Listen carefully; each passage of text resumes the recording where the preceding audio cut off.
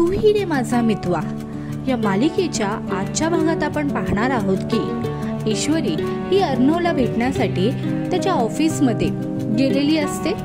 तेव्हा लावण्या ईश्वरीला म्हणते की तू अर्णवच्या किती पण मागे पुढे फिरली तरी तो तुझ्याकडे लक्ष देणार नाही। ईश्वरी लावण्याला बोलते की तुला जे काही बोलायचे ते बोलू शकते, पण मी सरांना भेटल्याशिवाय इथून जाणार नाही। आणि ईश्वरी अर्णवला भेटायला त्याच्या कॅबिन मध्ये जाते। कॅबिनचा दरवाजा उघडल्यानंतर ईश्वरी बोलते गुड आफ्टरनून सर। तेव्हा अर्णव ईश्वरीला पाहून चकित होतो आणि विचार करतो की ईश्वरी इथे कशी काय आली, आणि मनातल्या मनात असंख्य विचार करू लागतो। मग तुम्हाला काय वाटतं पुढच्या भागात काय होईल? ईश्वरी आणि अर्णव यांच्यात पहिल्यासारखी मैत्री फुलेल का?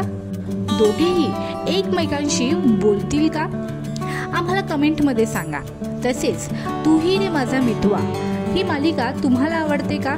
या मालिकेतील ईश्वरी आणि अर्णवची जोडी तुम्हाला कशी वाटते आम्हाला कमेंट मध्ये सांगा।